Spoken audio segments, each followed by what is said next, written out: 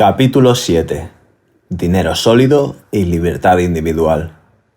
Cita de Ludwig von Mises. Los gobiernos creen que, cuando hay que elegir entre un impuesto impopular y un gasto muy popular, tienen una salida: el camino hacia la inflación. Esto retrata el problema de alejarse del patrón oro. Fin de la cita. En un ecosistema monetario sólido, el gobierno tiene que funcionar de un modo que resulta inimaginable para las generaciones que crecieron con la prensa del siglo XX. Tenían que ser fiscalmente responsables. Sin un banco central capaz de incrementar la circulación de dinero para saldar la deuda pública, los impuestos gubernamentales tenían que obedecer las reglas ordinarias de responsabilidad financiera que se aplican a todo organismo normal saludable. Reglas que el nacionalismo monetario ha intentado suprimir y la enseñanza estatal ha tratado de enmascarar. A los que vivimos hoy en día, educados con la propaganda de los gobiernos omnipotentes del siglo XX, a menudo nos resulta difícil imaginar un mundo en el que la libertad y la responsabilidad individuales prevalecen sobre la autoridad de los gobiernos. Sin embargo, ese era el estado del mundo durante los periodos de mayor avance y libertad humanos. El gobierno se limitaba a proteger las fronteras nacionales, la propiedad privada y las libertades individuales, a la vez que le dejaba a los individuos un margen muy amplio de libertad para tomar sus propias decisiones y obtener beneficios o asumir los costes. Empezamos por examinar de forma crítica la cuestión de si es necesario que el gobierno gestione la masa monetaria en primer lugar, antes de pasar a estudiar las consecuencias de lo que ocurre cuando así lo hace. La estafa fundamental del mundo moderno es la idea de que el gobierno tiene que gestionar la oferta de dinero. Se trata de una premisa inicial incuestionable de todas las escuelas económicas dominantes de pensamiento y de los partidos políticos. No existe la más mínima evidencia en el mundo real que apoye esta opinión, y cualquier intento por gestionar la masa monetaria ha acabado en una catástrofe financiera. La cuestión de la oferta de dinero es el problema disfrazado que se hace pasar por una solución. El triunfo de la esperanza emocional sobre la terca razón. La raíz del todo gratis que los políticos venden a los ingenuos votantes. Funciona como una droga muy adictiva y destructiva, como la metanfetamina o el azúcar. Al principio provoca una euforia preciosa, haciendo creer a sus víctimas que son invencibles. Pero en cuanto desaparece el efecto, el bajón es devastador y hace que la víctima pida más. Es aquí cuando uno ha de tomar la dura decisión: o sufrir los efectos de la abstinencia que supone poner fin a la adicción, o meterse otro chute, retrasar un día el ajuste de cuentas y sufrir los daños a largo plazo. Para los economistas keynesianos y marxistas, y otros defensores de la teoría estatal del dinero, el dinero es aquello que el Estado diga que es dinero, y por lo tanto es competencia del mismo hacer con él lo que le venga en gana, lo que de forma inevitable supondrá imprimirlo para alcanzar los objetivos del Estado. Así pues, el objetivo de la investigación económica es decidir la mejor manera de aumentar la masa monetaria y con qué propósitos. Pero el hecho de que el oro se haya empleado como dinero durante miles de años, desde antes de que se inventaran los estados-nación, desmiente rotundamente esta teoría. El hecho de que los bancos centrales aún guarden grandes cantidades de reservas de oro y sigan acumulándolo refleja la naturaleza constante del oro como moneda, pese a que ningún gobierno lo promulgue.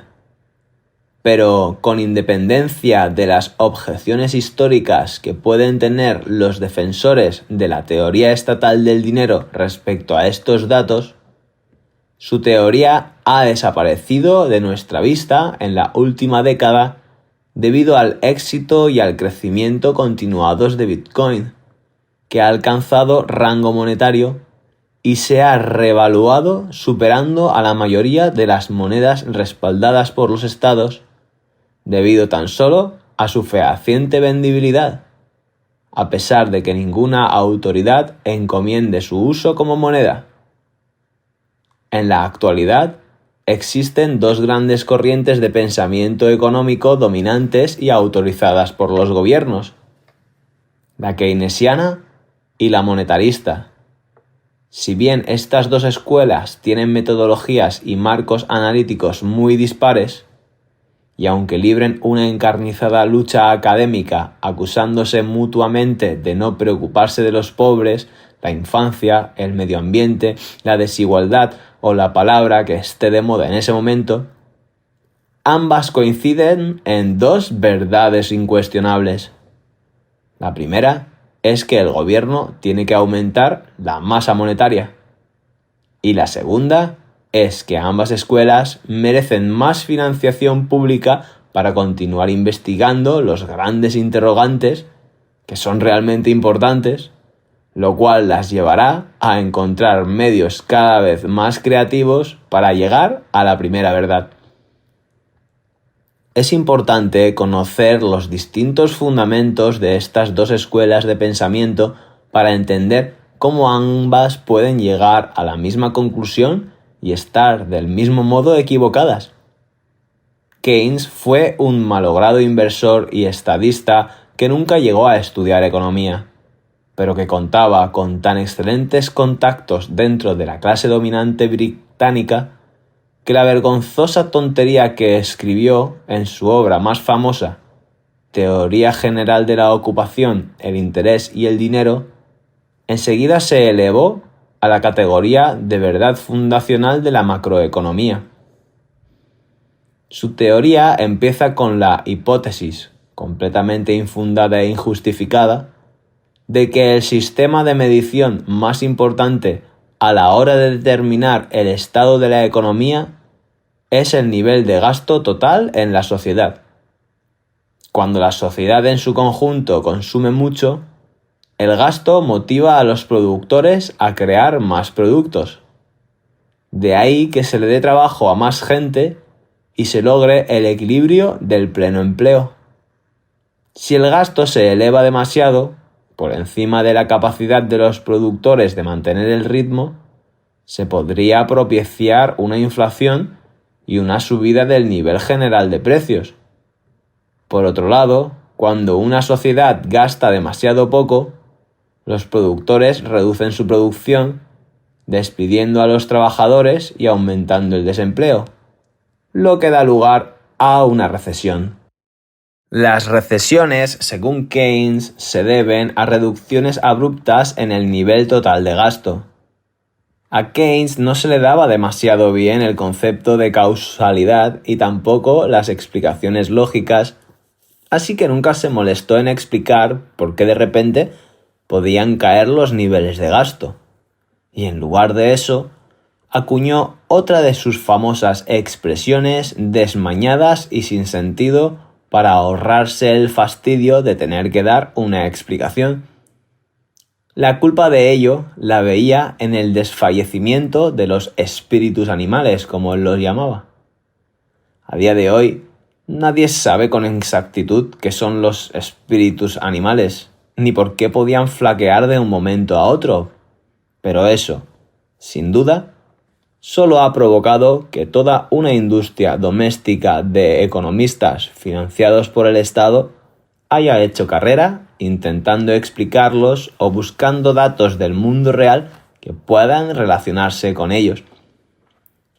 Esa investigación ha sido muy buena para las carreras académicas, pero en realidad no tiene ningún valor para nadie que trate de entender los ciclos económicos. Dicho sin rodeos, la psicología popular no puede sustituir la teoría del capital. Libre de las restricciones de tener que encontrar el motivo de la recesión, Keynes puede recomendar de buena gana la solución que está vendiendo. Siempre que tiene lugar una recesión o un aumento del nivel de desempleo, la causa es una caída en el nivel total de gasto, y la solución que tiene el gobierno es estimular el mismo, lo que a su vez incrementará la producción y reducirá el paro. Existen 3 maneras de estimular el gasto total: aumentar la masa monetaria, incrementar el gasto público o reducir los impuestos. Esto último está, por lo general, mal visto entre los keynesianos. Se percibe como el método menos efectivo porque la gente no gastará todos los impuestos que no tienen que pagar. Parte de ese dinero será ahorrado, y Keynes aborrecía el ahorro. El ahorro reduciría el gasto, y reducir el gasto es lo peor que uno pueda imaginar en una economía que trata de recuperarse. Era función del gobierno imponer una mayor preferencia temporal a la sociedad gastando más o imprimiendo dinero. Dado que es complicado subir los impuestos durante una época de recesión, el gasto público se traduciría efectivamente en aumentar la masa monetaria. Así pues, este era el santo grial keynesiano. Cuando la economía no llegaba al nivel del pleno empleo, un aumento del flujo de dinero solucionaba el problema. No tiene sentido preocuparse por la inflación, porque como Keynes había demostrado, entre comillas, o más bien asumido y sin fundamento alguno, la inflación solo tiene lugar cuando el gasto es demasiado elevado. Y como el desempleo es alto, esto significa que el gasto es demasiado bajo. Puede haber consecuencias con el tiempo, pero no merece la pena preocuparse por las mismas a largo plazo, porque a la larga todos estaremos muertos, como muy bien expresaba la defensa más famosa que hacía Keynes de la irresponsabilidad libertina de una mayor preferencia temporal. Sin duda, la perspectiva keynesiana de la economía no se corresponde en nada con la realidad. Si hubiera algo de verdad en el modelo de Keynes, de él se desprendería necesariamente que no puede haber ningún ejemplo de sociedad con una elevada tasa de inflación y desempleo al mismo tiempo.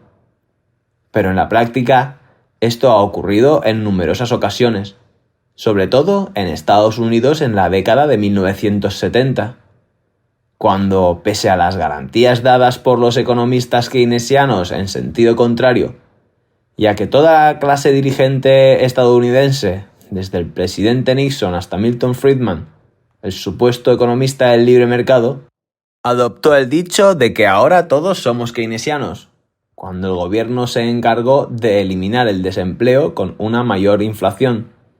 Pero el paro siguió aumentando a medida que ésta se disparaba, destrozando la teoría de que existe una compensación entre ambos.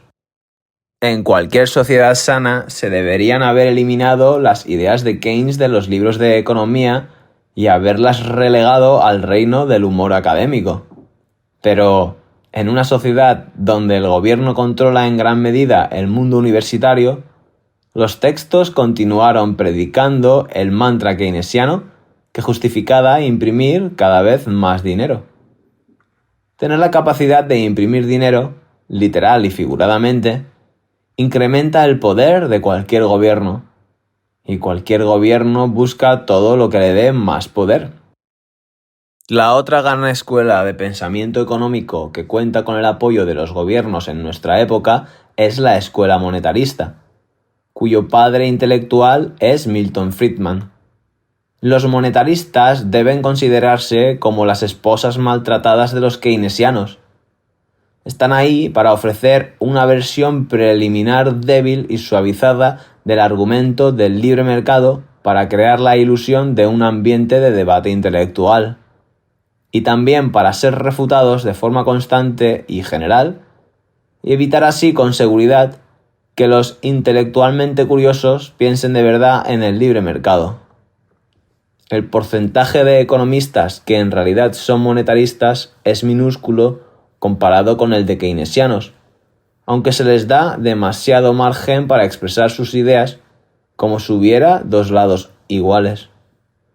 Los monetaristas en su mayor parte están de acuerdo con los keynesianos en las premisas básicas de los modelos de estos últimos, pero encuentran detalladas, sofisticadas y nimias objeciones matemáticas a algunas de sus conclusiones del modelo, cuyas excepciones siempre les llevan a sugerir un papel un tanto reducido de los gobiernos en la macroeconomía, lo que enseguida los descarta como malvada escoria capitalista sin corazón que no se preocupa por los pobres. Los monetaristas se oponen en general a los esfuerzos keynesianos por gastar dinero para erradicar el desempleo, alegando que el efecto sobre el mismo será eliminado a largo plazo y que al mismo tiempo provocará inflación. Por el contrario, prefieren recortar los impuestos para estimular la economía, porque sostienen que el libre mercado distribuirá mejor los recursos que el gasto público. Si bien el debate sobre el recorte impositivo frente al incremento del gasto sigue adelante, la realidad es que ambas políticas dan lugar a un aumento del déficit público que solo puede financiarse con deuda monetarizada, incrementando efectivamente el flujo de capital.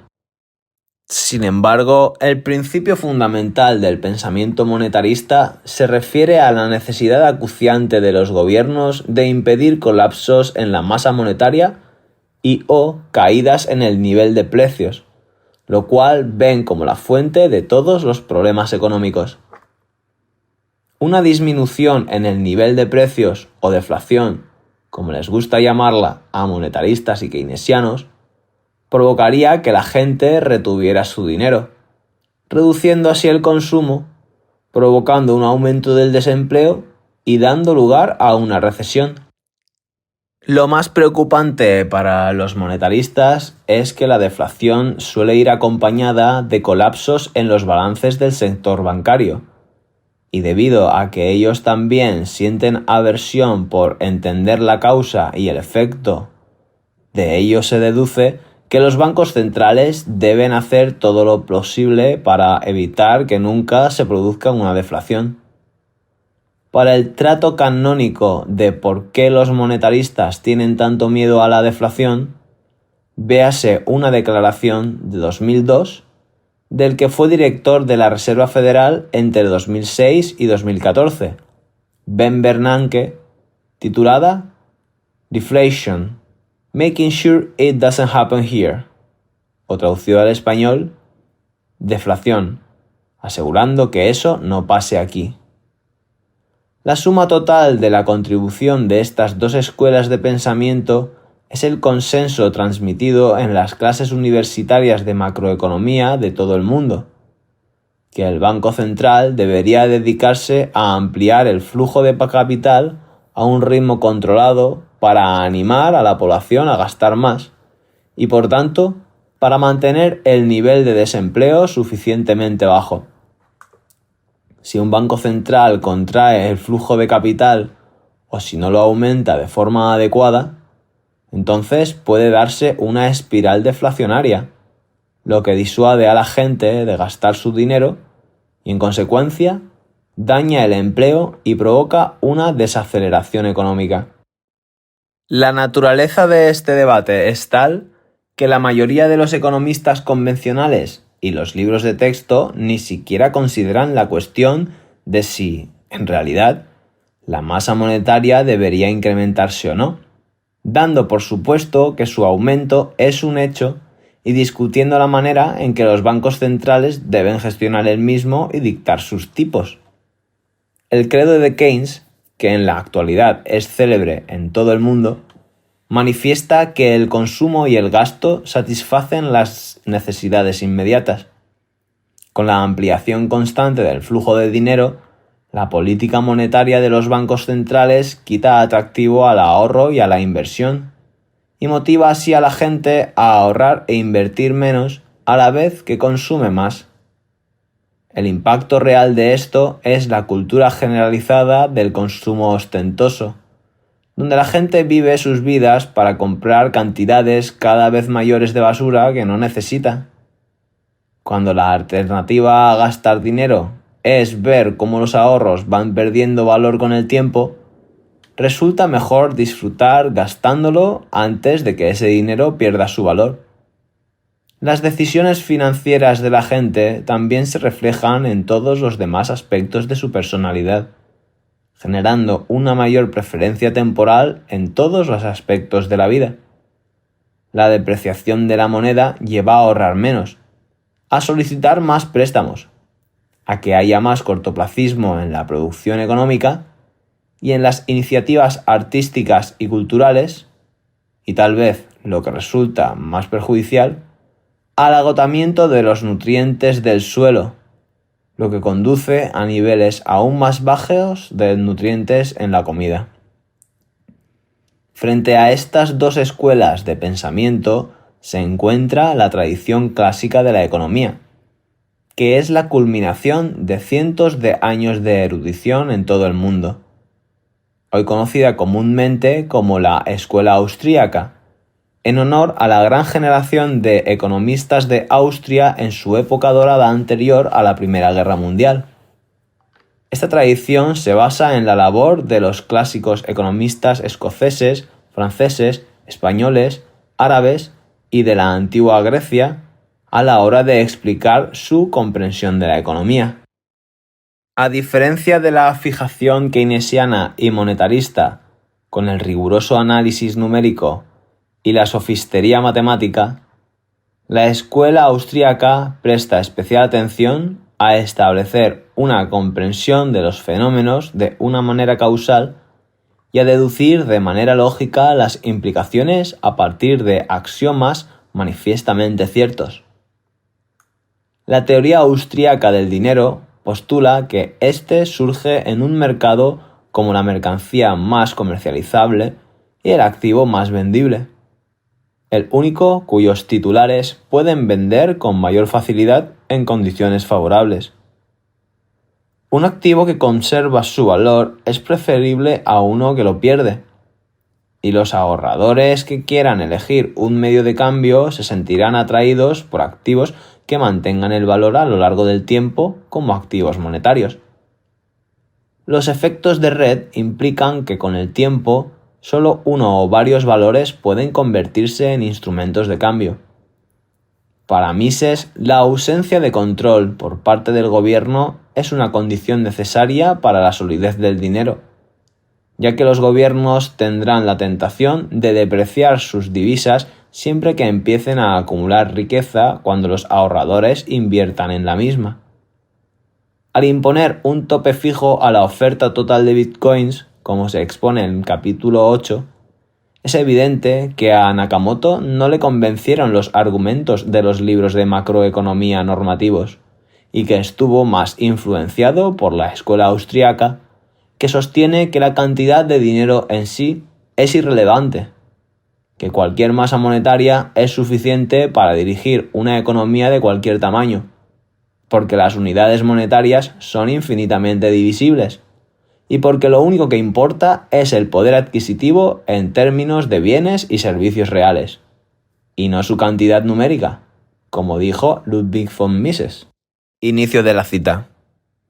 Los servicios que el dinero proporciona vienen condicionados por el poder adquisitivo del mismo.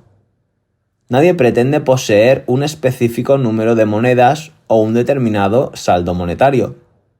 Lo que se pretende es disponer de un cierto poder adquisitivo. Como quiera que el propio funcionamiento del mercado tiende a fijar el poder adquisitivo del dinero a aquel nivel al cual la oferta y la demanda del mismo se igualan, nunca puede haber ni exceso ni falta de dinero.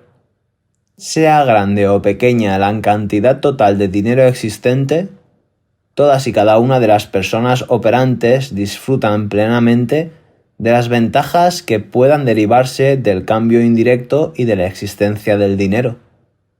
Los servicios que el dinero proporciona, sin embargo, no pueden ser ni mejorados ni empeorados variando las existencias monetarias. Sea cual fuere la cuantía de las existencias dinerarias, son estas siempre suficientes para que todos disfruten de los servicios que el dinero puede procurar y efectivamente rinde. Fin de la cita e inicio de la cita de Murray Rothbard, que coincide con Mises. Un mundo en el cual la oferta monetaria fuera constante sería similar al que existió en gran parte de los siglos XVIII y XIX, caracterizados por el florecimiento de la revolución industrial, junto con la creciente inversión de capitales que incrementó la oferta de bienes, y con la caída tanto de los precios de esos bienes como de los costes de producción. Fin de la cita. Según la perspectiva austríaca, si la oferta de dinero es fija, el crecimiento económico provocará que caigan los precios de los bienes y servicios reales, permitiéndole a la gente en el futuro comprar cantidades cada vez mayores de bienes y servicios con su dinero. Un mundo así desalentaría en realidad el consumo inmediato, como temen los keynesianos, pero fomentaría el ahorro y la inversión de cara al futuro, donde puede registrarse más consumo. Para una escuela de pensamiento sumida en la preferencia temporal, es comprensible que Keynes no pudiera concebir que el impacto del aumento del ahorro en el consumo en cualquier momento actual está más que compensado por el incremento del gasto provocado por el aumento del ahorro del pasado.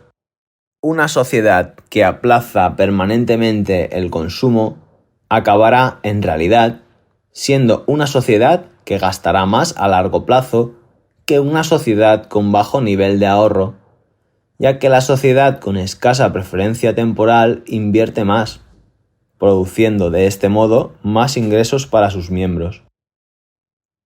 Incluso con un mayor porcentaje de sus ingresos destinado al ahorro, las sociedades con menor preferencia temporal terminarán teniendo niveles más altos de consumo a largo plazo, así como unas mayores reservas de capital. Si la sociedad fuera una niña participante en el test experimental de la golosina que se mencionó en el capítulo 5, la economía keynesiana buscaría alterar el experimento para que la espera, el no comer el primer dulce que se le da, castigue a la niña quitándole media golosina en vez de darle otra más, haciendo que el concepto de autocontrol y baja preferencia temporal parezca contraproducente. Satisfacer los placeres inmediatos es la manera de proceder económicamente más probable, lo cual se reflejará luego en la cultura y en la sociedad en su conjunto.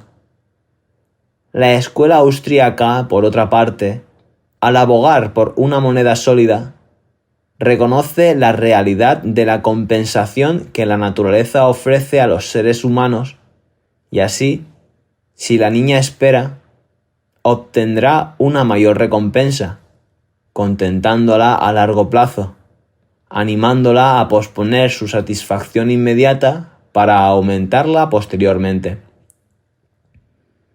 Cuando se reconoce el valor del dinero, la gente suele ser mucho más exigente con su consumo y ahorrar una parte importante de sus ingresos para el futuro.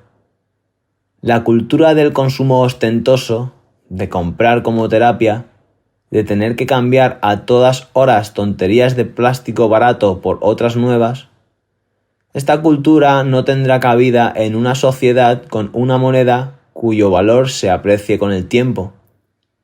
Semejante mundo hará que la gente desarrolle una menor preferencia temporal, ya que sus decisiones pecuniarias guiarán sus acciones hacia el futuro, enseñándoles a valorarlo cada vez más. Así pues, podemos ver cómo esta sociedad suscitaría no solo que la gente ahorrara e invirtiera más, sino que también conseguiría que se orientara moral, artística y culturalmente al futuro a largo plazo. Una moneda que se aprecia incentiva el ahorro, ya que éste adquiere poder adquisitivo con el tiempo. Por lo tanto, fomenta el consumo diferido, dando como resultado menor preferencia temporal. Por otra parte, una moneda que se deprecia en valor hace que los ciudadanos estén constantemente intentando obtener rendimientos para vencer la inflación. Retornos estos cuya consecución entraña cierto riesgo, lo cual lleva a un aumento de la inversión en proyectos arriesgados y a una mayor tolerancia al riesgo entre los inversores, panorama que da lugar a un aumento de las pérdidas. Las sociedades con una divisa con valor estable desarrollan, por lo general, una menor preferencia temporal y aprenden a ahorrar y a pensar en el futuro. Mientras que las sociedades con una elevada inflación y una economía que va devaluándose desarrollarán una alta preferencia temporal, ya que la gente pierde de vista la importancia de ahorrar y se concentra en el disfrute inmediato. Además, una economía cuya moneda se revaloriza será testigo de la inversión solamente en proyectos que ofrezcan un rendimiento real positivo sobre la tasa de apreciación del dinero, lo que significa que solo tenderán a obtener fondos aquellos proyectos de los que se espera aumenten las existencias de capital de la sociedad. Por el contrario, una economía con una moneda que se deprecia anima a los individuos a invertir en proyectos que ofrecen rendimientos positivos en lo que respecta a la moneda que se deprecia, pero rendimientos reales negativos. Los proyectos que vencen la inflación pero no ofrecen rendimientos reales positivos reducen de manera eficaz las existencias de capital de la sociedad, pero aún así representan una alternativa racional para los inversores, porque reducen su capital más despacio que la moneda que se deprecia. Estos inversores son lo que Ludwig von Mises llama malas inversiones. Proyectos e inversiones nada rentables que solo lo parecen durante el periodo de inflación y de tasas de interés artificialmente bajas, y cuya falta de rentabilidad quedará expuesta en cuanto baje la inflación y suban los intereses, lo cual provoca la fase de colapso en el ciclo de burbuja y pinchazo. Como dice Mises, el boom despilfarra en torpes inversiones los siempre escasos factores de producción, reduciendo por un exceso de consumo las disponibilidades de capital. Sus supuestas bendiciones tienen el coste del efectivo empobrecimiento de las masas. Esta exposición ayuda a explicar por qué los economistas de la escuela austríaca son más favorables al empleo del oro como moneda, mientras que los keynesianos tradicionales apoyan la emisión por parte del gobierno de dinero elástico que se pueda ampliar a petición de éste. Para los keynesianos, el que los bancos centrales de todo el mundo funcionen con dinero fiduciario prueba la superioridad de sus ideas. Para los austríacos, por otro lado, el que los gobiernos tengan que recurrir a medidas coercitivas que prohíben el oro como moneda y obliguen al pago con dinero fiat es al mismo tiempo prueba de la inferioridad del mismo y de su incapacidad de triunfar en el mercado libre. Es también la causa fundamental de todas las burbujas y pinchazos de los ciclos económicos. Mientras los economistas keynesianos no tienen otra explicación de por qué se producen las recesiones que el argumento de los espíritus animales, los economistas de la escuela austríaca han desarrollado la única teoría coherente que explica la causa de los ciclos económicos: la llamada teoría austríaca del ciclo económico. Como se ha dicho en el capítulo 4 sobre la historia del dinero, No fue casualidad que la época del dinero controlado por el Banco Central se inaugurara con la Primera Guerra Mundial de la historia de la humanidad. Hay 3 razones principales que conducen a que exista una relación entre el dinero inestable y la guerra. La primera es que una moneda poco sólida representa en sí misma una barrera al comercio entre los países, ya que distorsiona el valor entre los mismos y hace de los flujos comerciales un asunto político, creando hostilidad y enemistad entre gobiernos y poblaciones. La segunda es que el gobierno, al tener acceso a la impresión de dinero, se permite continuar luchando hasta destruir por completo el valor de su divisa y no solo hasta quedarse sin dinero. Con una moneda fuerte, las actividades bélicas del gobierno se veían limitadas por los impuestos que podía recaudar.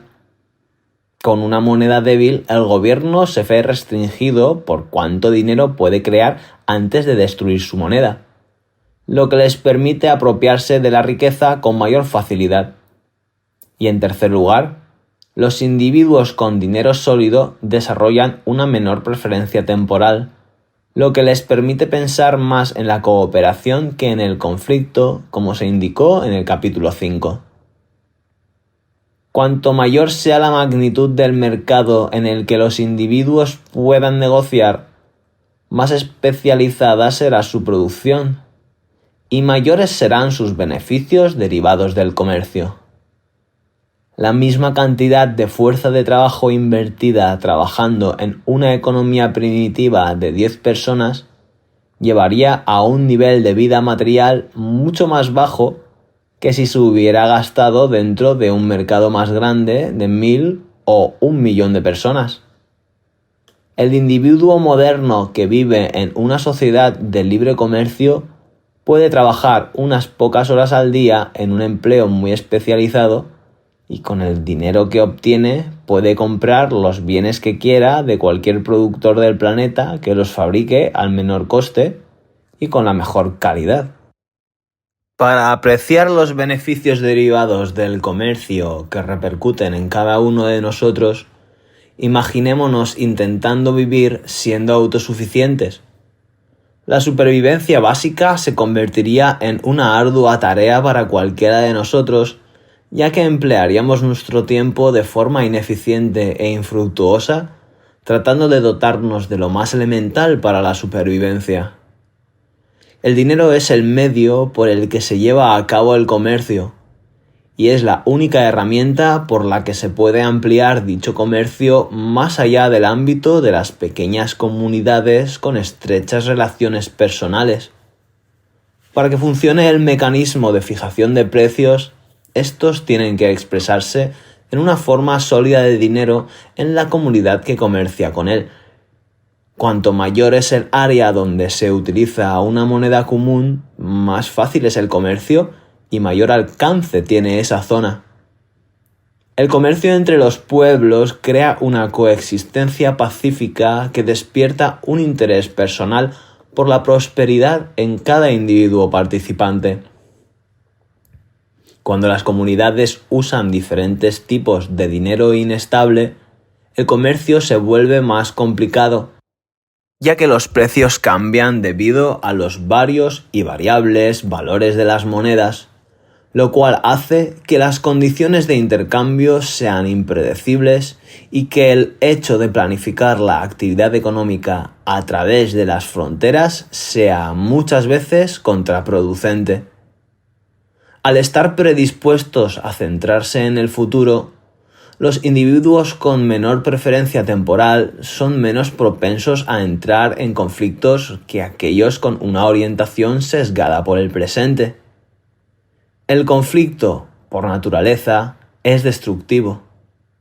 Y en la mayoría de los casos, las personas inteligentes y orientadas al futuro entienden que no hay ganadores en un conflicto violento, porque es probable que estos sufran más pérdidas que si solo se hubieran abstenido de participar en el mismo desde un principio. Las sociedades civilizadas funcionan basándose en la premisa de que la gente respeta la voluntad del otro, y si hay discordias intentan solucionarlas de forma pacífica.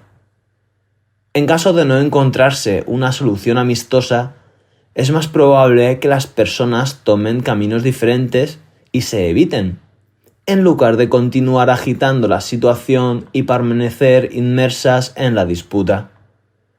Esto ayuda a explicar por qué las sociedades prósperas y civilizadas, por lo general, no presencian tantos delitos, enfrentamientos ni violencia.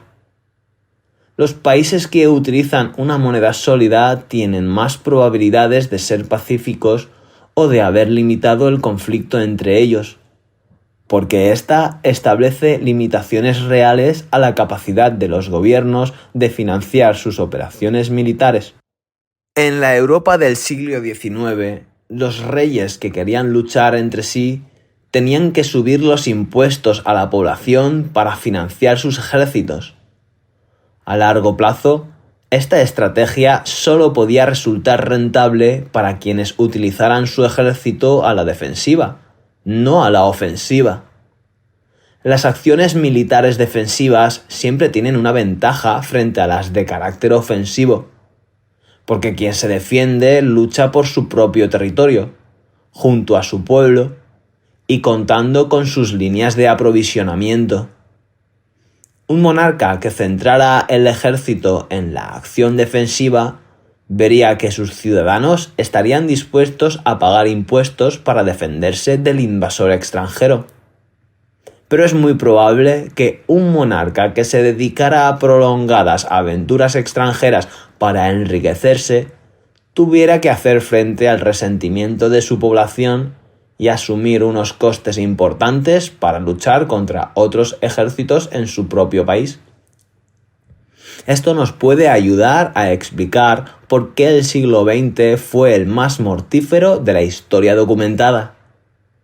El informe sobre desarrollo humano de las Naciones Unidas de 2005 analiza la muerte en conflictos de los últimos 5 siglos y llega a la conclusión de que el siglo XX fue el más mortal. Incluso cuando las grandes naciones europeas fueron a la guerra entre sí en la era del patrón oro, por general, las contiendas fueron breves y se libraron en campos de batalla entre ejércitos profesionales. En el siglo XIX, una importante guerra europea fue la Guerra Franco-Prusiana de 1870 y 1871, que duró 9 meses y dejó cerca de 150.000 muertos, más o menos el recuento medio semanal de la Segunda Guerra Mundial, financiada por el abundante dinero de los gobiernos del siglo XX.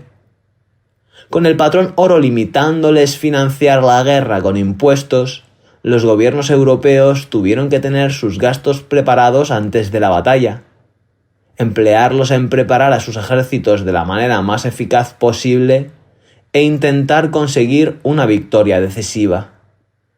En cuanto el rumbo de la batalla empezaba a ponerse en contra de uno de los ejércitos, resultaba una batalla logística y económicamente perdida intentar aumentar los impuestos para rearmar al ejército y revertir la situación. Era mejor intentar negociar la paz con las menores pérdidas posibles.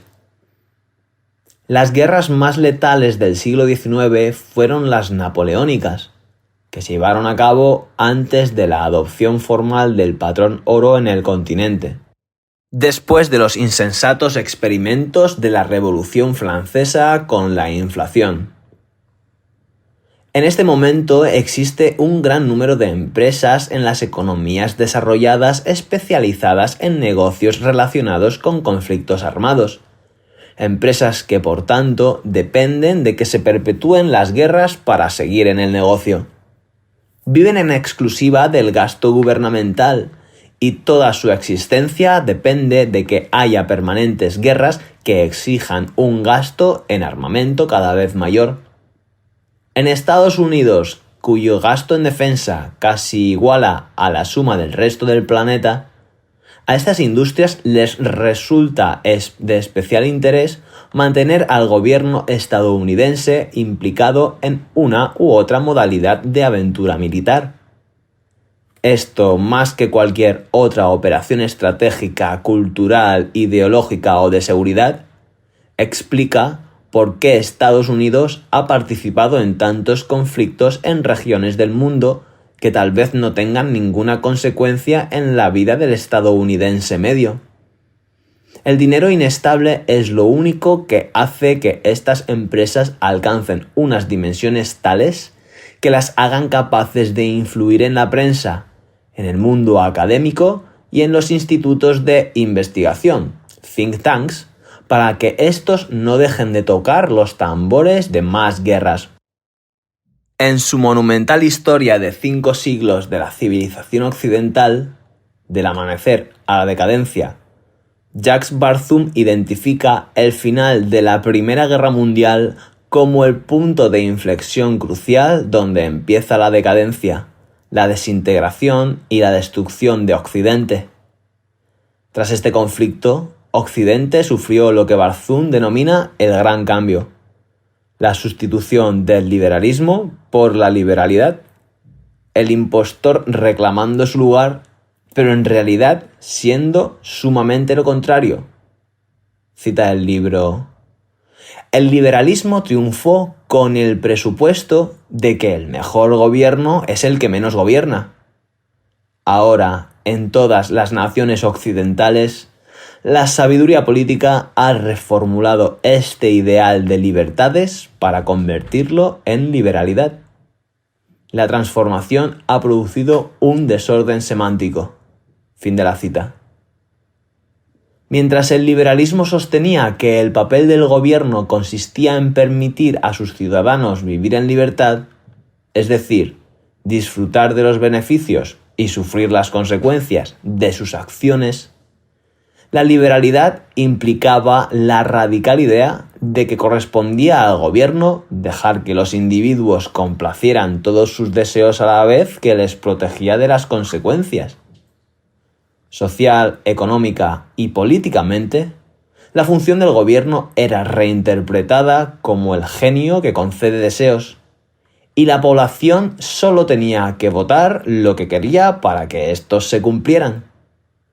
El historiador francés Elie Halevy denominó como Era de las Tiranías a la que dio comienzo después de 1914, con la Primera Guerra Mundial, cuando las grandes potencias del mundo se desplazaron hacia la nacionalización económica e intelectual.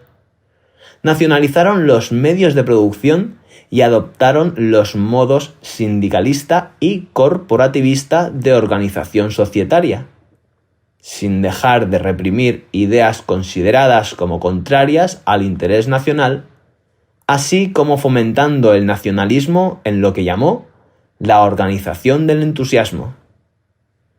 Esta concepción liberal clásica de gobierno solo es posible en un mundo con dinero sólido, que actuaba como una restricción natural contra el autoritarismo y la extralimitación del gobierno.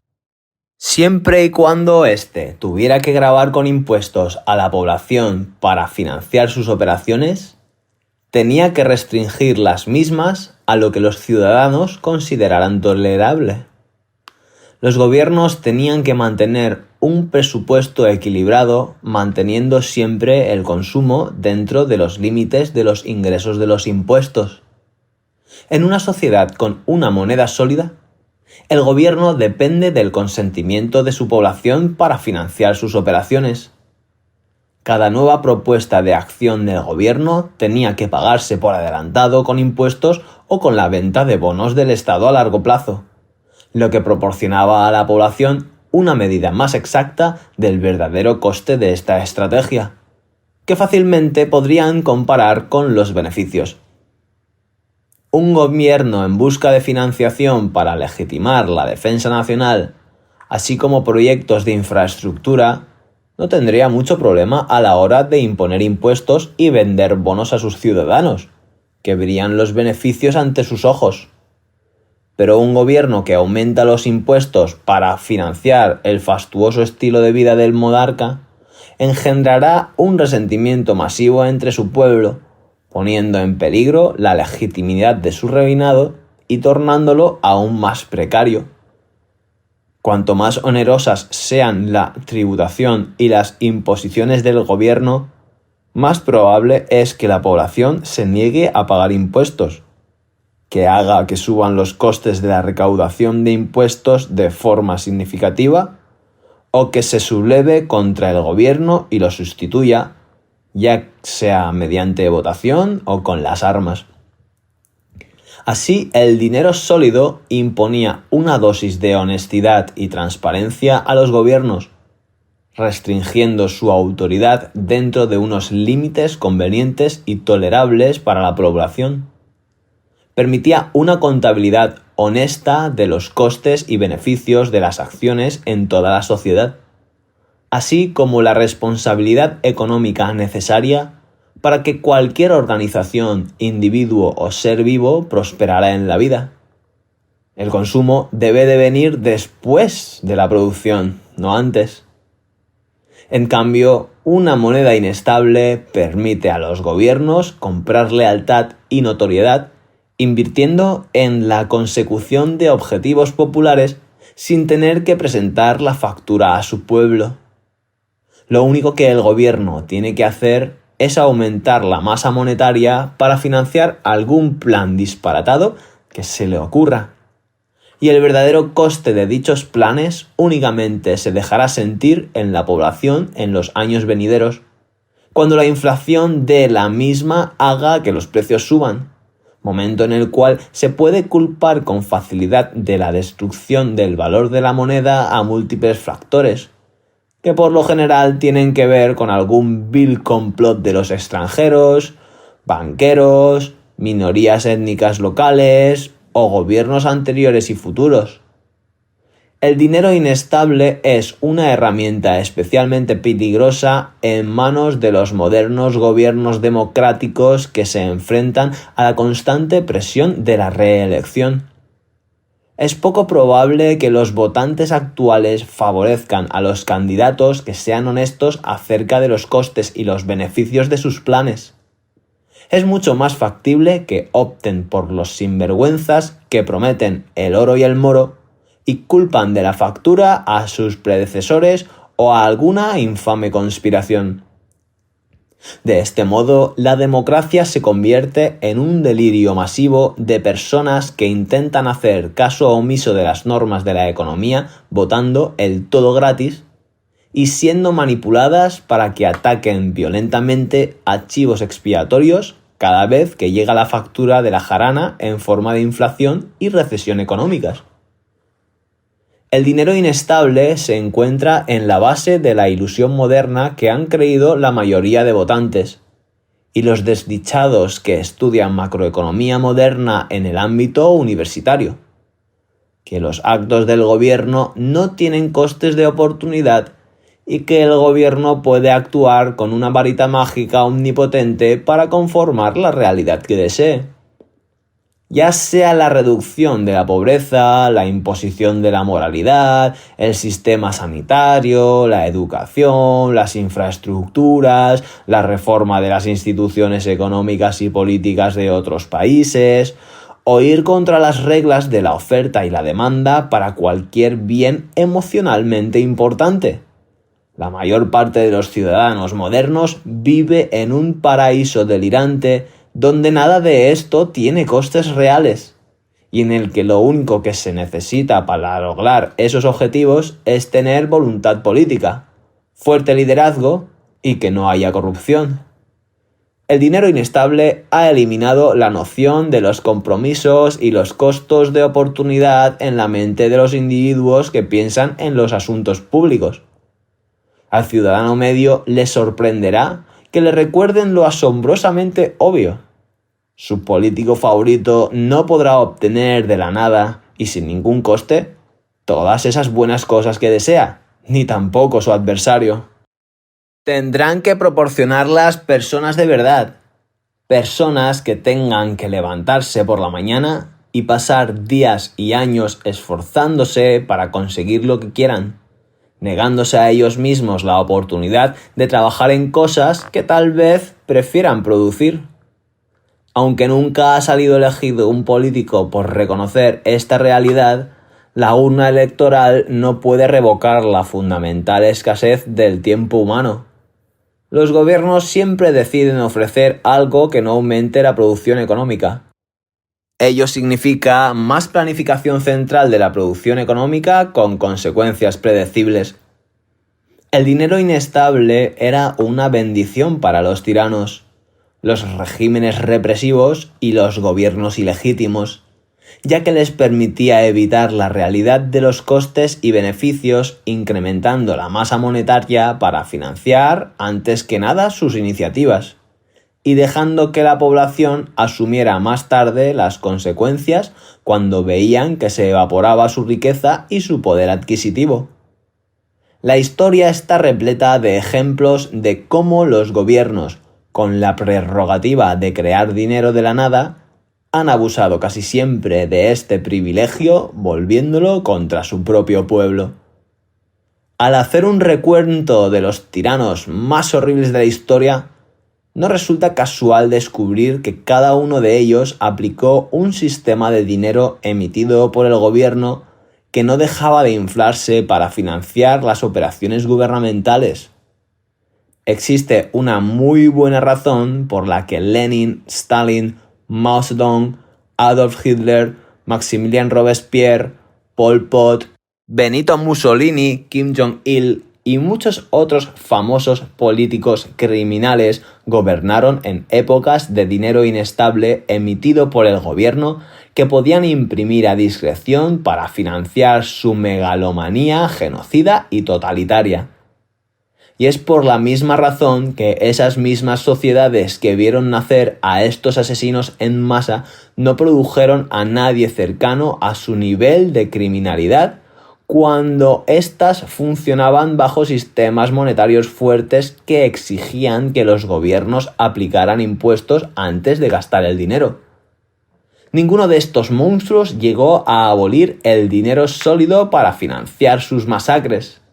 La destrucción del dinero sólido había llegado antes, aclamado con fantásticas historias de superación relacionadas con la infancia, la educación, la liberación de los obreros y el orgullo patrio. Pero una vez dinamitada la moneda sólida, a estos facinerosos les resultó muy fácil hacerse con el poder y tomar el mando de todos los recursos de la sociedad, incrementando el suministro de dinero inestable.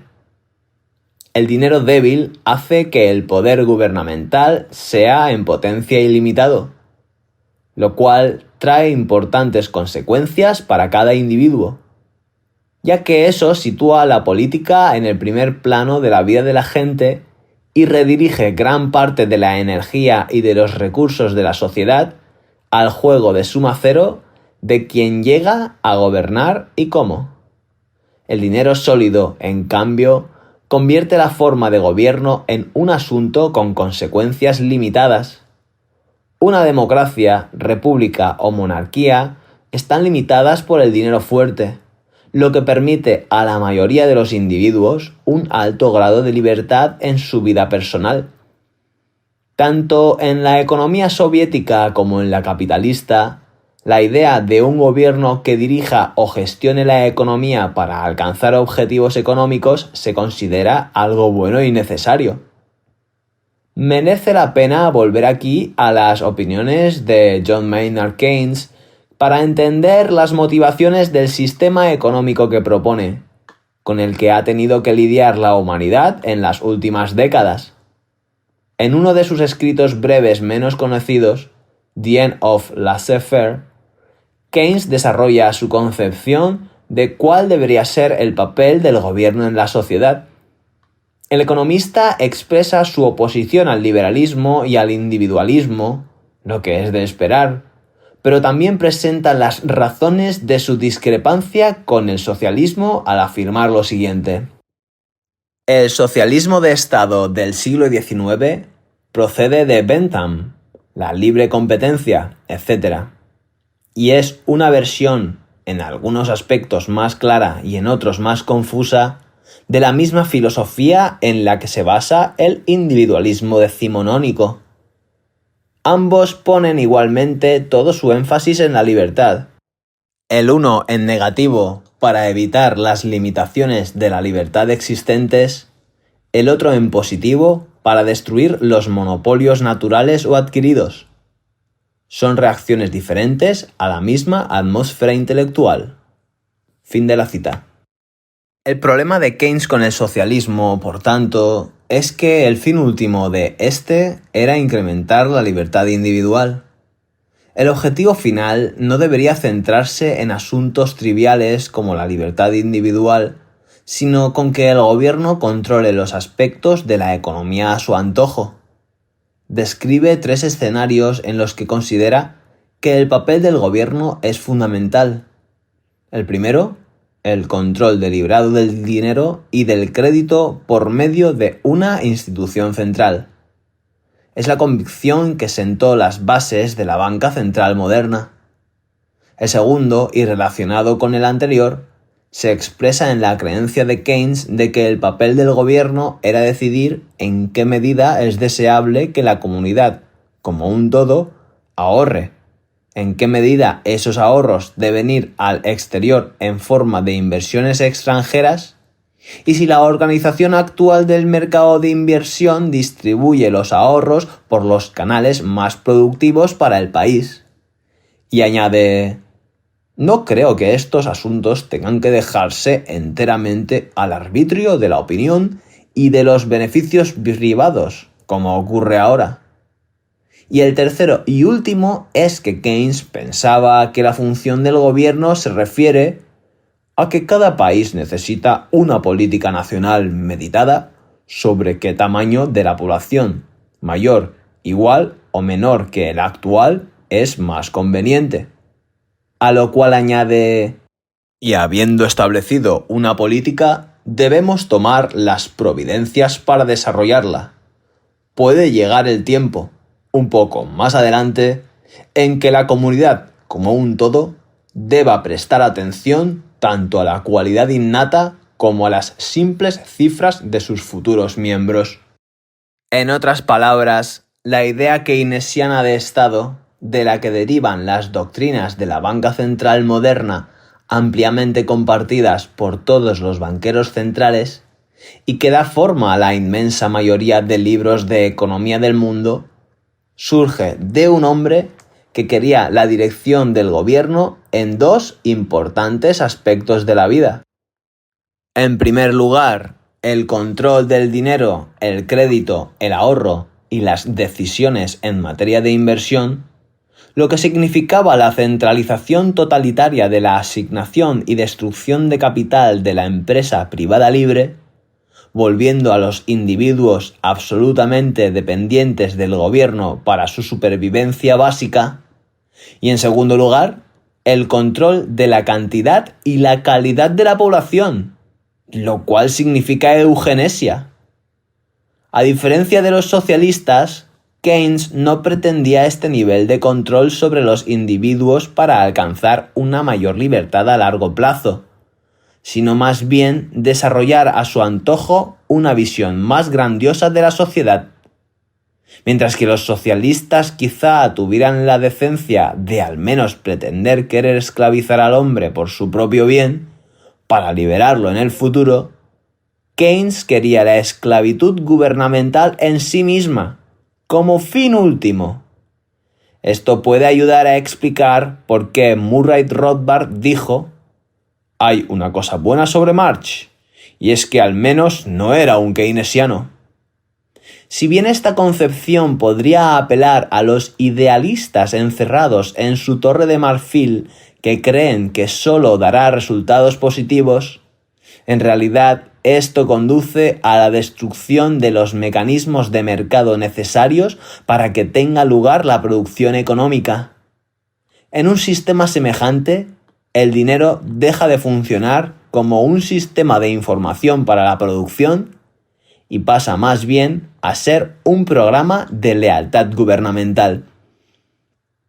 En el capítulo 3 se explicaba cómo el hecho de que una mercancía adquiriera un rol monetario incentiva a la gente a producir más de esa misma mercancía. Una moneda que pueda ser producida con facilidad se traducirá en más recursos económicos y tiempo humano dedicados a su producción.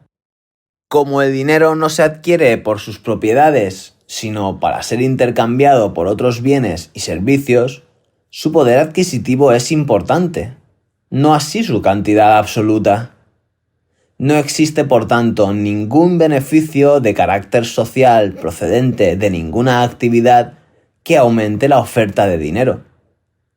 Por ello, en el libre mercado, cualquier cosa que asuma un papel monetario tendrá un ratio existencias-flujo elevado y fiable. La nueva masa monetaria es pequeña comparada con la oferta general existente. Esto garantiza que se dedique la menor cantidad posible del trabajo de la sociedad y de los recursos de capital a producir más medios monetarios y que, en vez de eso, se destine a la producción de bienes y servicios útiles cuya cantidad absoluta, a diferencia de la del dinero, sí importa. El oro se convirtió en el principal patrón monetario mundial porque su nueva producción era siempre un insignificante porcentaje de la oferta existente, lo que convirtió los yacimientos auríferos en un negocio muy incierto y poco rentable, forzando que, cada vez más, el trabajo y el capital mundial se destinara a la producción de bienes no monetarios. Para John Maynard Keynes y Milton Friedman, uno de los principales atractivos de abandonar el patrón oro era la reducción de los costes de su extracción que se derivaría de pasar al papel moneda emitido por los gobiernos, cuyo coste de producción es mucho menor que el del oro. No solo no comprendieron que se destinan muy pocos recursos a su producción en comparación con otros bienes, cuya oferta puede inflarse con mayor facilidad, sino que además subestimaron enormemente los costes reales para la sociedad de una forma de dinero cuya oferta puede ampliarse por la voluntad de un gobierno expuesto a políticas democráticas y con intereses específicos. El coste real no está en el coste directo de ponerse a imprimir dinero, sino el de toda la actividad económica a la que se renuncia como recursos productivos al estar ésta persiguiendo el dinero emitido por el gobierno en lugar de dedicarse a la producción económica. La creación del crédito inflacionario se puede entender como un ejemplo generalizado en la sociedad de lo que el economista John Kenneth Galbraith denominó el Beazle en su libro sobre la Gran Depresión. Conforme se disparaba la expansión del crédito en la década de 1920, las empresas fueron contando con exceso de dinero y para la gente fue más fácil desfalcar el mismo de distintas maneras. Mientras sigue fluyendo el crédito, las víctimas no son conscientes y en la sociedad se crea la ilusión del aumento de la riqueza, ya que tanto la víctima como el desfalcador piensan que tienen dinero. La creación de crédito por parte de los bancos centrales provoca auges insostenibles que permiten la financiación de proyectos deficitarios y facilitan seguir consumiendo recursos sobre actividades improductivas. En un sistema monetario sólido, cualquier negocio que sobrevive lo hace ofreciéndole valor a la sociedad, recibiendo unos ingresos más altos por sus productos que los costes que genera por sus insumos. El negocio es productivo porque transforma los insumos de un determinado precio de mercado en artículos con un mayor precio. Cualquier compañía que elabore productos de menor valor que sus insumos quebraría. Sus recursos se liberarían para ser utilizados por otras empresas más productivas, en lo que el economista Joseph Schumpeter denominó destrucción creativa. No puede haber beneficio en un mercado libre sin el riesgo real de pérdida. Y todo el mundo está obligado a poner la carne en el asador. El fracaso es siempre una posibilidad real y puede ser costoso. Sin embargo, El dinero inestable emitido por el Estado puede detener este proceso manteniendo a las empresas improductivas en estado moribundo, pero no realmente vivas. El equivalente económico de los zombies o los vampiros. Aprovechando los recursos de las empresas vivas y productivas para fabricar cosas de menos valor que los recursos necesarios para elaborarlas. Crea así una nueva casta social que existe de acuerdo a reglas diferentes a las que rigen para todos los demás, que no tienen ningún interés en el proceso. Al no hacer frente a la prueba del mercado, quedan aislados de las consecuencias de sus actos. Esta nueva casta existe en todos los sectores económicos apoyados por el dinero gubernamental. No es posible calcular con precisión qué tanto por ciento de la actividad económica de la economía del mundo moderno se destina a perseguir el dinero impreso por el gobierno en lugar de a producir bienes y servicios útiles para la sociedad. Pero podemos hacernos una idea de ello viendo qué empresas y sectores sobreviven porque tienen éxito en la prueba del mercado libre y cuáles viven únicamente gracias a la generosidad del gobierno, ya sea fiscal o monetaria. El apoyo fiscal es el método de creación de zombies más sencillo de detectar. Cualquier empresa que reciba apoyo directo del gobierno, así como la inmensa mayoría de las compañías que viven de vender sus productos al sector público, son efectivamente zombies. Si éstas fueran productivas para la sociedad, los individuos libres habrían invertido gustosos su dinero en pagar por sus productos. El que no puedan salir adelante con pagos voluntarios demuestra que son una carga y no un activo productivo para la sociedad. Pero la manera más perniciosa de creación de zombies no es mediante los pagos directos del gobierno, sino a través del acceso al crédito con un tipo de interés bajo. Puesto que la moneda fiduciaria ha socavado lentamente la capacidad de ahorro de la sociedad, las inversiones de capital ya no proceden de los fondos de los ahorradores, sino de la deuda creada por el gobierno, lo que devalúa las tenencias de efectivo existentes.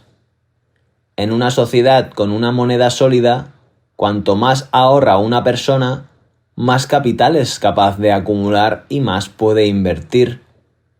Lo que significa que los propietarios de capital suelen ser aquellos con menor preferencia temporal. Pero cuando el capital llega de la creación de crédito estatal, los concesionarios de capital ya no son los orientados al futuro, sino los miembros de distintas agencias burocráticas.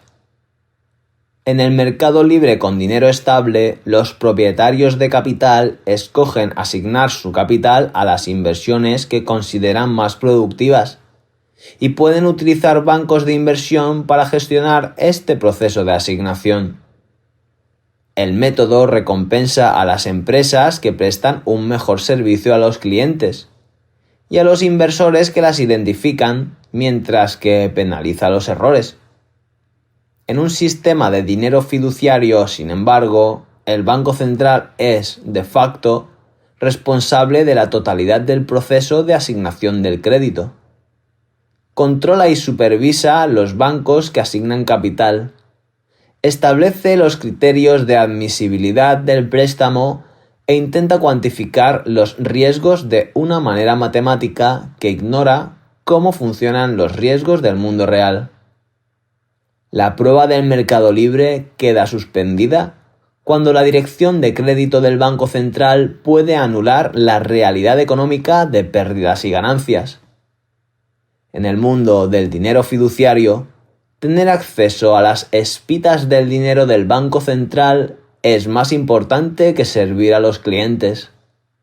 Las empresas que pueden conseguir crédito a un tipo de interés bajo para operar tendrán una ventaja constante sobre los competidores que no pueden. Los criterios para triunfar en el mercado están cada vez más relacionados con poder garantizar la financiación a tipos de interés más bajos que a prestar servicios a la sociedad. Este sencillo fenómeno explica en gran parte la realidad económica moderna, como por ejemplo el gran número de industrias que hacen dinero pero no producen nada de valor para nadie. Las agencias gubernamentales son el mejor ejemplo de ello, y la notoriedad mundial que se granjearon debido a la incompetencia de sus empleados solo puede interpretarse en clave de financiación del bisel, que las sufraga estando completamente separadas de la realidad económica. En vez de pasar la dura prueba de éxito en el mercado sirviendo a los ciudadanos, las agencias gubernamentales se examinan a sí mismas y concluyen de forma invariable que la respuesta a todos sus fracasos radica en más financiación. No importa el nivel de incompetencia, negligencia o fracaso, las agencias y empleados gubernamentales rara vez llegan a enfrentarse a las verdaderas consecuencias. Incluso después de que se haya eliminado la justificación de la existencia de una agencia gubernamental, ésta continuará operando y encontrando más deberes y responsabilidades. En Líbano, por ejemplo, sigue habiendo una dirección para el servicio ferroviario décadas después de que los trenes fueran retirados del servicio y las vías se oxidaran hasta caer en la irrelevancia. En un mundo globalizado, el bisel no está restringido a las organizaciones gubernamentales nacionales, sino que ha crecido para incluir a las internacionales. Una fuga de tiempo y esfuerzo mundialmente reconocido sin beneficio concebible para nadie, excepto para los que trabajan en ellas.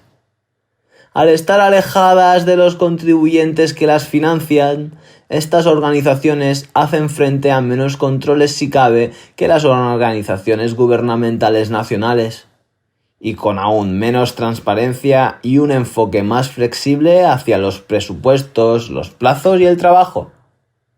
El mundo académico es otro buen ejemplo, ya que en él los estudiantes pagan tasas cada vez más desorbitadas para entrar en las universidades, solo para que les enseñen profesores que emplean muy poco tiempo y esfuerzo a instruirlos y orientarlos, centrándose sobre todo en publicar estudios incomprensibles para conseguir becas estatales y ascender en el escalafón corporativo académico. En un mercado libre, los profesores universitarios tendrían que aportar valor enseñando o escribiendo cosas que la gente en realidad lea y de cuya lectura saque provecho. Pero el artículo académico medio no lo lee apenas nadie más que aquellos que pertenecen al pequeño círculo de profesores de cada disciplina, que se conceden becas entre sí e imponen las normas del pensamiento conectivo y las conclusiones con motivación política enmascaradas de rigor académico. El libro de texto de economía más famoso e influyente del periodo de posguerra lo escribió el premio Nobel Paul Samuelson. En el capítulo 4 vimos cómo Samuelson predijo que el final de la Segunda Guerra Mundial provocaría la mayor recesión en la historia del mundo, solo por el hecho de seguir a uno de los mayores auges de la historia de Estados Unidos. Pero la cosa se pone mejor. Samuelson escribió el libro de economía más popular de la posguerra, que ha vendido millones de copias a lo largo de más de 6 décadas.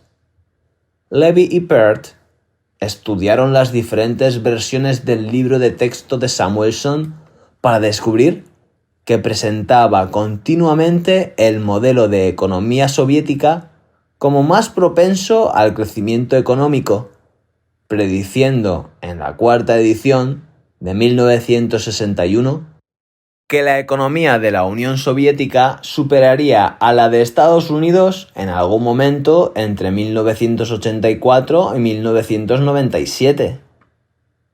Estos pronósticos continuaron haciéndose cada vez con mayor fiabilidad a lo largo de 7 ediciones de dicho libro de texto, hasta la 11ª edición de 1980, con estimaciones que variaban la fecha en que se producía ese adelantamiento. En la 13ª edición, publicada en 1989, que llegó a las mesas de los universitarios mientras la Unión Soviética empezaba a desmoronarse, Samuelson y su entonces coautor William Nordhaus escribieron: «La economía soviética es prueba de que, en contra de lo que creyeron muchos escépticos mucho antes, una economía con control socialista puede funcionar e incluso prosperar». Tampoco se limitaba esto a un libro de texto, puesto que Levy y Bird muestran que tales consideraciones fueron comunes en las muchas ediciones del que probablemente sea el segundo libro de texto de economía más popular, llamado Curso Básico de Economía, Principios, Problemas y Política, de Campbell R. McConnell, así como en muchos otros libros de texto. Cualquier estudiante que aprendiera economía en la época de posguerra en una universidad con el plan de estudios estadounidense, que son la mayoría de los estudiantes del mundo, aprendía que el modelo soviético era un modelo más eficiente de organizar la sociedad económica. Incluso después del colapso y fracaso total de la Unión Soviética, continuaron enseñándose los mismos libros de texto en las mismas universidades, con nuevas ediciones donde desaparecían las grandiosas proclamas sobre el éxito soviético, sin cuestionar el resto de su visión económica del mundo y las herramientas metodológicas. ¿Cómo es posible que se siga enseñando con libros de texto que fracasaron de forma tan evidente? ¿Y cómo es posible que la concepción keynesiana del mundo, tan inservible tras ser salvajemente atacada por la realidad durante las últimas 7 décadas, desde el boom que siguió a la Segunda Guerra Mundial hasta el estancamiento de la década de 1970 y hasta el colapso de la Unión Soviética, todavía se enseña en las universidades? El decano de la economía keynesiana actual, Paul Krugman, ha llegado a escribir lo bueno que sería una invasión alienígena para la economía, ya que obligaría a los gobiernos a gastar y movilizar recursos. En un sistema económico de libre mercado, ninguna universidad respetable querría enseñar a sus estudiantes cosas tan manifiestamente erróneas y absurdas, sino que intentaría dotarlos de los conocimientos más útiles. Pero en un sistema académico completamente corrompido por el dinero gubernamental, el plan de estudios no viene determinado por su conformidad con la realidad, sino por su concordancia con el programa político de los gobiernos que lo financian. En la actualidad, los gobiernos de todo el mundo adoran la economía keynesiana por la misma razón por la que adoraron en la década de 1930. Ofrece la sofistería y justificación para conseguir aún más poder y dinero. Este debate puede continuar para incluir muchos otros campos y disciplinas de la universidad moderna, cuando se repite el mismo patrón. La financiación procedente de las agencias gubernamentales es monopolizada por grupos de profesores afines que comparten actitudes esenciales. No se consigue trabajo o financiación en este sistema creando una beca importante que sea productiva y útil para el mundo real, sino promoviendo la agenda de los patrocinadores. El hecho de que la financiación provenga de una única fuente excluye la posibilidad de un mercado libre de ideas. Los debates académicos se centran en nimiedades cada vez más arcanas, respecto a las cuales todas las partes implicadas en tales fraternales disputas pueden siempre estar de acuerdo en que cada una de ellas necesita mayor financiación para continuar con estas importantes discrepancias. Los debates del mundo académico son prácticamente irrelevantes para el mundo real, y los artículos publicados casi nunca los lee nadie que no los escriba con el objetivo de obtener una promoción laboral. Pero el bisel gubernamental no deja de rodar, porque no existe un mecanismo por el cual la financiación estatal pueda reducirse cuando no beneficia a nadie. En una sociedad con una moneda sólida, la banca es un trabajo muy importante y productivo en el que los banqueros desempeñan dos funciones cruciales para la prosperidad económica.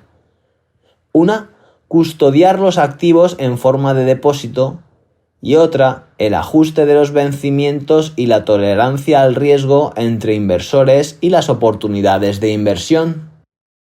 Los banqueros hacen dinero llevándose una parte de los beneficios si tienen éxito en su trabajo, pero no logran beneficios si fracasan. Solo los banqueros y los bancos prósperos permanecen en sus puestos y operativos, ya que aquellos que fracasan son eliminados. En una sociedad con una moneda sólida no hay problemas de liquidez por la quiebra de un banco, ya que todos los bancos tienen todos sus depósitos en caja y cuentan con inversiones de vencimiento ajustado.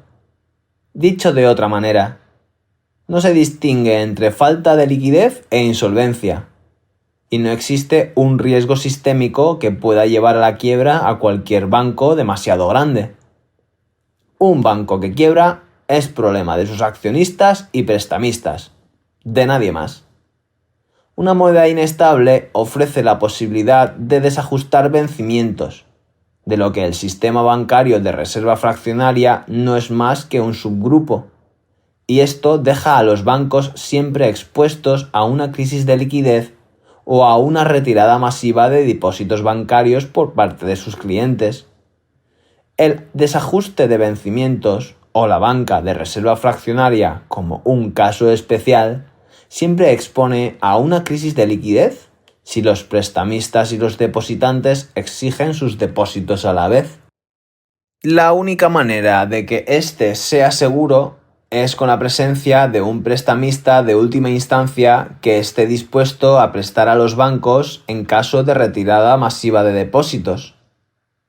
En una sociedad con dinero sólido, un banco central tendría que gravar a todo aquel que no participe en el banco para rescatar al mismo. En una sociedad con una moneda inestable, el Banco Central simplemente puede crear nueva oferta de dinero y usarlo para respaldar la liquidez del banco. De este modo, el dinero débil crea una distinción entre liquidez y solvencia. Un banco podría ser solvente en términos del valor actual neto de sus activos, pero enfrentarse a un problema de liquidez que le impida cumplir sus obligaciones financieras en un determinado periodo de tiempo. Pero la falta de liquidez en sí podría desencadenar en pánico bancario cuando los depositantes y los prestamistas quisieran retirar sus depósitos. Lo que es peor aún, la falta de liquidez en un banco podría llevar a una falta de liquidez entre otros bancos que traten con ese banco, creando un problema de riesgo sistémico. Si el Banco Central se compromete de manera convincente a facilitar liquidez en dichos casos, sin embargo, no habrá temor a una crisis de liquidez, lo que a su vez evitará el escenario de la retirada masiva de depósitos y dejará el sistema bancario en un lugar seguro. La banca de reserva fraccionaria, o en un sentido más amplio, el desajuste de vencimientos, es probable que continúe provocando crisis financieras sin un banco central que emplee una oferta monetaria flexible para rescatar a los bancos. Pero la presencia de un banco central capaz de rescatar bancos crea un problema mayor de peligro moral para los mismos. Ahora pueden asumir riesgos excesivos sabiendo que el Banco Central estará dispuesto a rescatarlos para evitar una crisis sistémica. De lo que se desprende que la banca ha evolucionado hacia un negocio que genera rentabilidad exenta de riesgo para los banqueros y al mismo tiempo asume riesgos sin beneficios para los demás. El sistema bancario es una industria que al parecer solo crece en estos tiempos, y los bancos no pueden ir a la quiebra. Debido a los riesgos sistémicos implicados en la gestión de un banco, Su quiebra puede considerarse un problema de liquidez y casi con seguridad contará con el apoyo del Banco Central. Ninguna otra industria ostensiblemente privada goza de tal exorbitante privilegio, que combina los tipos de rendimiento más altos en el sector privado con la protección del sector público. Esta amalgama ha hecho que el trabajo de los banqueros sea tan creativo y productivo como el de los empleados del sector público, pero más lucrativo que la mayoría de las demás ocupaciones. Como resultado, la industria financiera no deja de crecer mientras la economía estadounidense está cada vez más supeditada a las finanzas.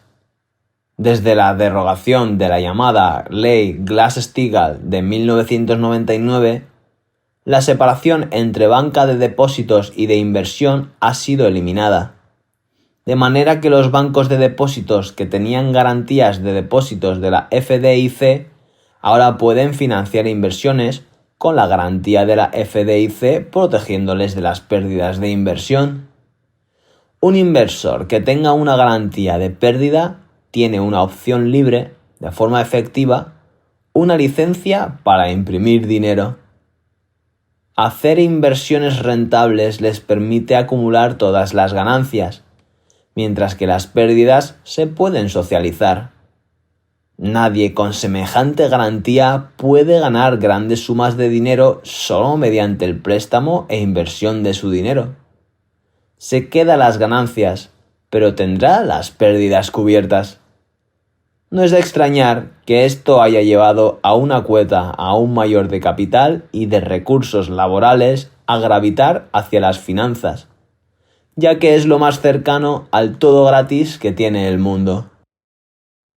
El economista Thomas Philippon ha elaborado estudios muy detallados del tamaño del sector financiero en porcentaje del PIB de los últimos 150 años.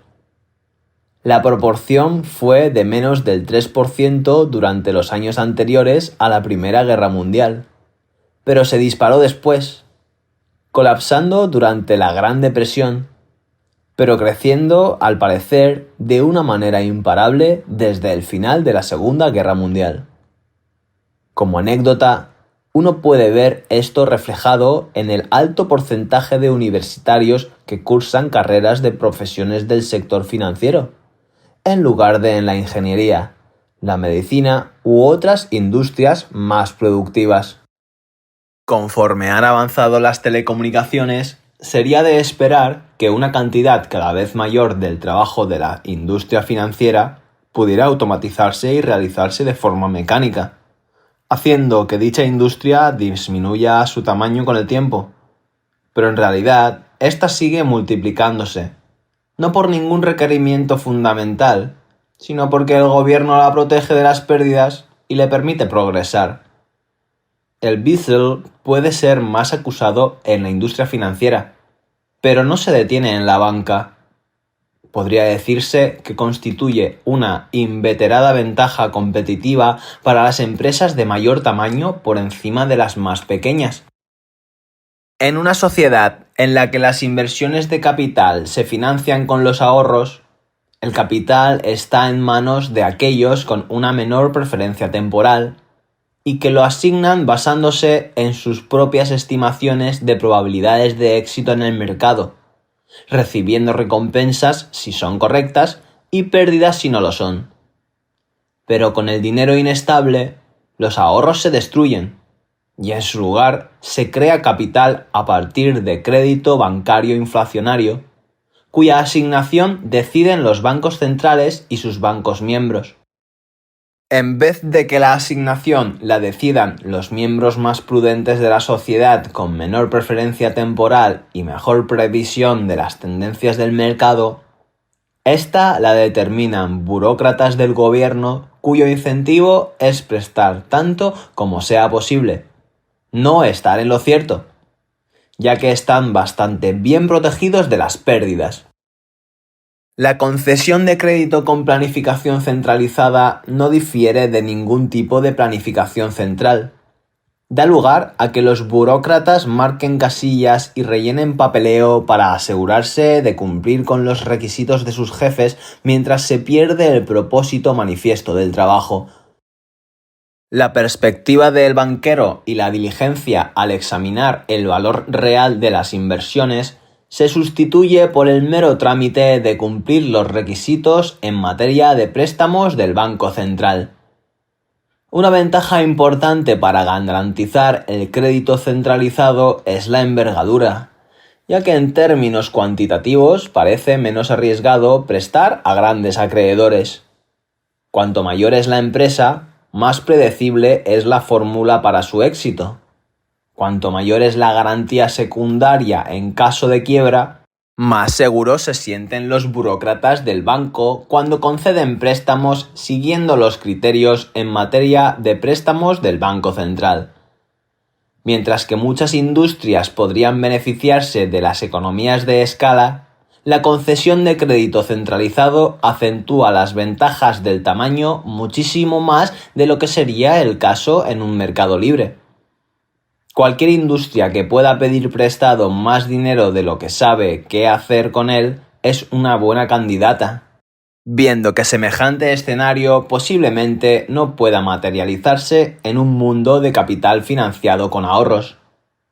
Cuanto mayor sea la empresa, más fácil le será obtener financiación a un interés bajo, lo cual le otorga una gran ventaja sobre los productores independientes más pequeños. En una sociedad donde la inversión se financia con los ahorros, un pequeño restaurante familiar compite por clientes y financiación con un gigante de comida rápida en igualdad de condiciones. Los clientes y los inversores pueden elegir libremente a quién conceder su dinero entre ambas industrias. Los beneficios de las economías de escala se enfrentan a los de la atención y la relación personal entre el cocinero y el cliente de un pequeño restaurante y decide la prueba de mercado. Pero en un mundo en el que los bancos centrales conceden crédito, la empresa más grande tiene ventaja al ser capaz de obtener financiación a un tipo bajo de interés al que sus competidores menores no pueden acceder.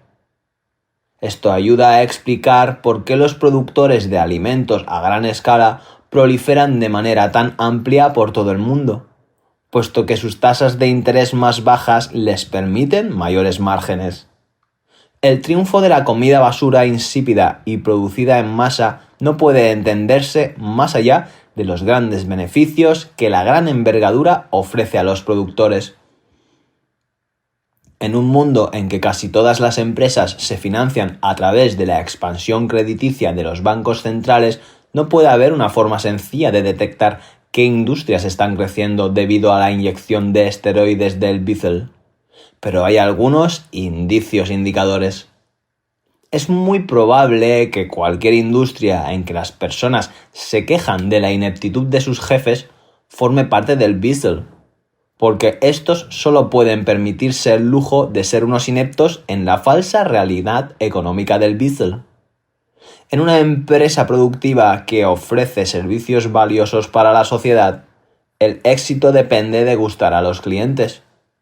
Los trabajadores son recompensados por lo bien que realizan esa labor esencial, y los jefes que los maltraten los perderán en favor de la competencia, o bien destruirán su negocio en un abrir y cerrar de ojos.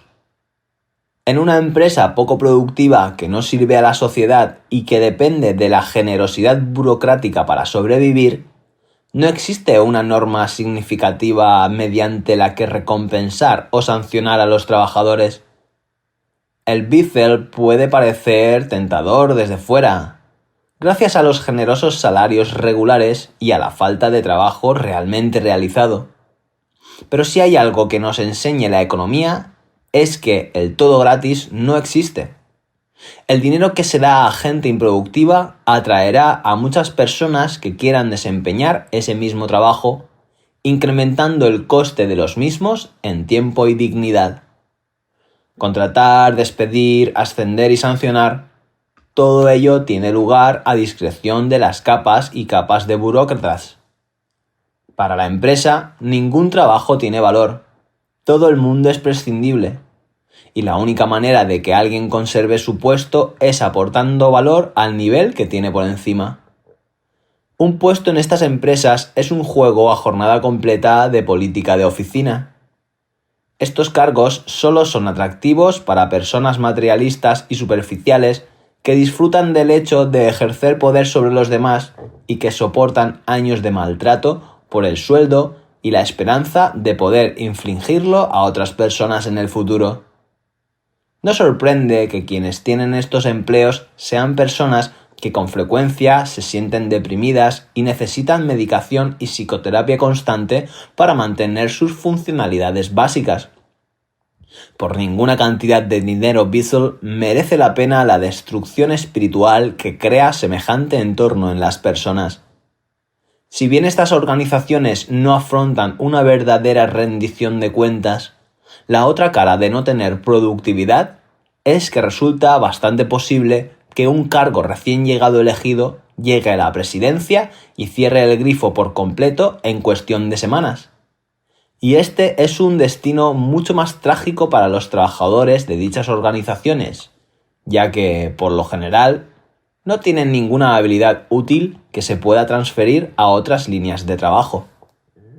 La única cura que puede funcionar para estas patologías es el dinero sólido, que erradicará la idea de que las personas trabajan para marcar casillas y agradar a jefes sádicos, y hacer de la disciplina de mercado el único árbitro de los ingresos de cualquier persona.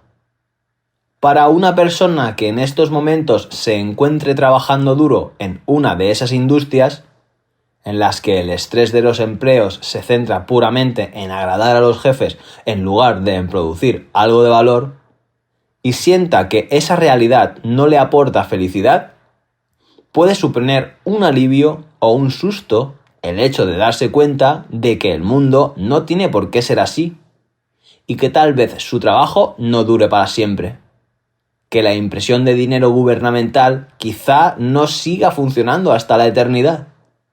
Si esa persona continúa leyendo este libro, verá que las virtudes del dinero sólido pueden abrirle las puertas de un mundo nuevo lleno de oportunidades ahí fuera.